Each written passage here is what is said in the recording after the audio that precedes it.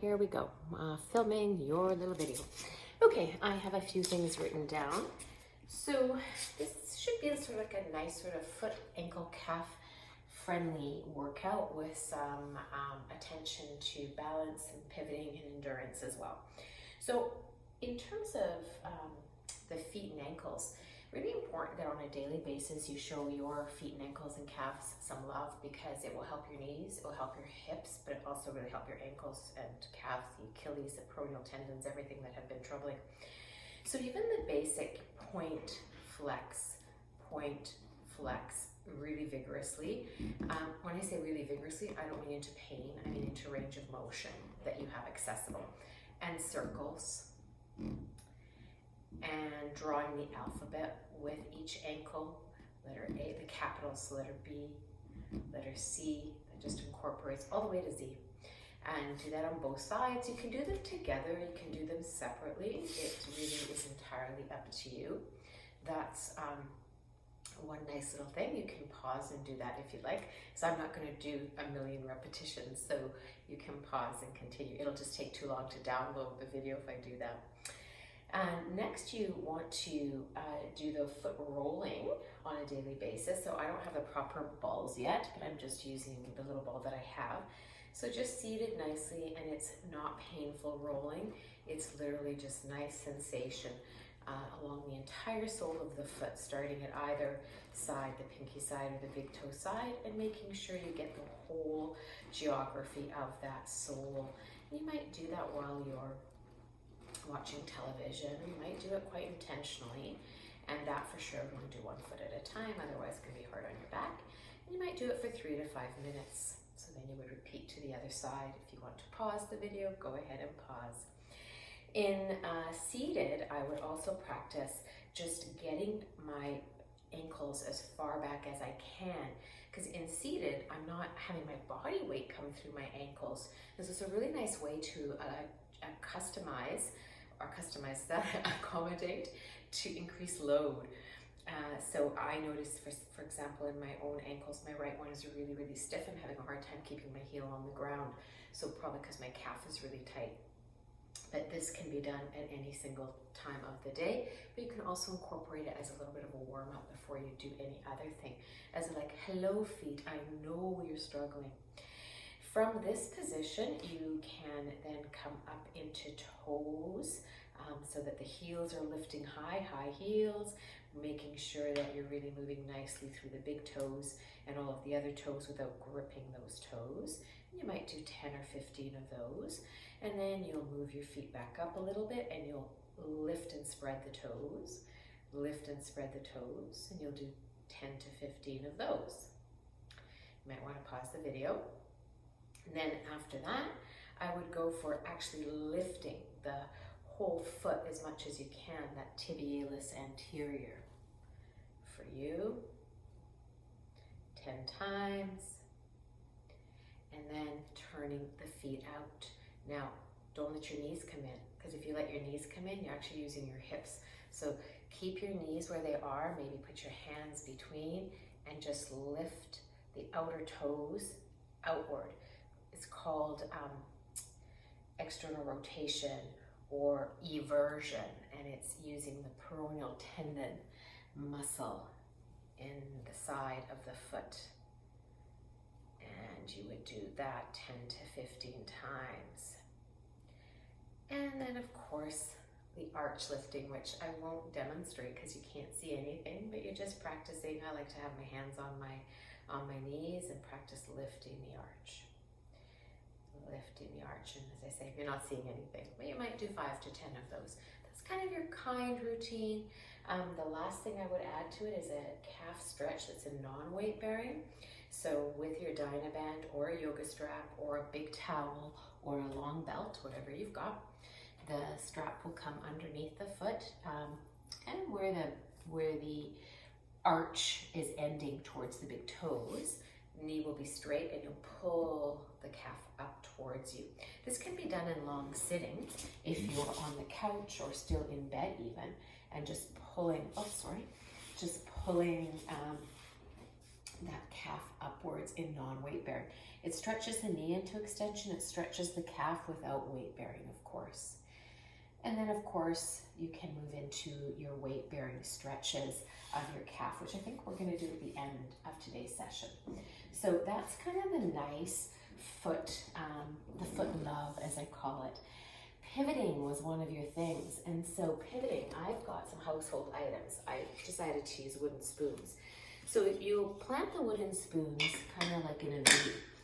And it can be any item you have. It doesn't have to be wooden spoons. I went for something relatively flat and relatively easy. And starting with them closer together. And you'll practice just turning and going over as though you're going to put something down on a counter on that side. There's really nothing there. You don't have anything in your hand, but you're practicing pivoting without having to lift too high, but you're getting your foot, knee, ankle, and hip comfortable with that idea. As that gets easier, you can make it wider. So now I'll go this way because I think you can see me better. Your pivoting gets bigger because the distance is greater. The other thing you can do is you can make your pivoting higher, meaning, or your foot lift higher. So I've got yoga blocks. You might use books. So I might start close together and I'm gonna pivot over that. So we practiced it in class without the pivot. The pivot comes from the hips, the knee, and the ankle. And you can see toeing off on that big toe. If this feels really unsteady, you hold on to your poles. Forgive me because I still don't have poles at home, so I'm using crazy crutches. We always have crutches around. So I would hold on to my crutches and I would pivot and back, pivot and back. So that's your pivoting, and you might practice that for 2 minutes, setting a timer, okay? Endurance. I talked about weight shifting. So things to be done when you're standing and prepping is, kind of be fidgety. So it can be a full-on looking like this. It can be more subtle, like bending one knee and then bending the other. It can even be really almost as though you're doing like a marching without really lifting the feet right up on the spot. It can also involve putting one foot up onto a stool. I don't have a stool here, but imagine I'm slicing Christmas Day and I'm trying to make my veggie casserole and I've got to chop my carrots and my cauliflower. I might put my foot up on a stool and that's going to unload my spine a little bit, unload one knee a little bit. Then of course I would trade, and I would trade quite often. So these are different things you can do to improve your tolerance for standing. I promise you that your tolerance for standing will improve as your overall strength improves and as your general mobility in the foot, ankle, knee area improves. Walking, we wanted to practice a little bit of walking. So what I would do for that is I would use your walking poles. It's gonna look quite goofy with these guys, but basically imagining, so I'm gonna hold on to these poles kind of where I would have my poles. You'll have them by your side and you'll practice stepping forward and stepping back, stepping forward and stepping back. And I know that sounds super easy. It's actually amazing. We do this with our neurologically impaired patients, the ones who've had strokes or some type of head trauma, and amazing to just let the brain practice that component of the walking. The other thing, of course, that can work well, you have to trust yourself on a treadmill, is on a treadmill, slower walking, holding on to the sides, which we don't like to continue to do, but it is a way to do a little bit of endurance work and motor control work.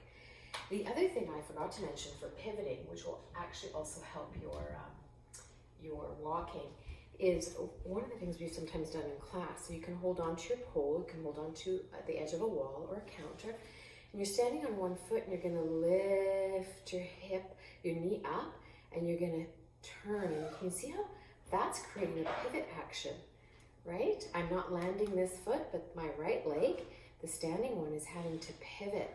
So try it with holding on to the opposite side. Try it with holding on to the same side and see which one gives your brain the most safety. And that's another nice little tool you can practice for pivoting. So start with those guys. Do your calf stretches. So I'm going to turn my camera because I don't want to stretch into my beautiful art there. So there's a bare wall. And so you can see my feet, I think. Yes. So I'm going to face my wall. My back leg is my stretching leg. I'm going to land my heel, check on my toes. They're turned out. Turn my toes back in. Press and hold 30 seconds. Bend the knee, hold 30 seconds. Switch sides. So straight knee and bent knee, 30 seconds each, and I've stretched my calves in weight bearing. I would never ever stretch your calves in weight bearing until they're warmed up. And of course, what I didn't add to today's little video is what we do in class all the time. Calf raises, right? Calf raises, knee straight, calf raises, knee bent. You can hold on to your poles, you can hold on to anything you want to. But if you don't hold on so much, if you just got fingertip balance, you are then working your balance as well. So that's about an 11-minute, it took me 11 minutes, but if you actually do all your reps, it's probably gonna be about a 20-minute little workout for you that you can do almost every day because it's gentle enough, or at least every other day to start with. Let me know if you have any questions. Bye.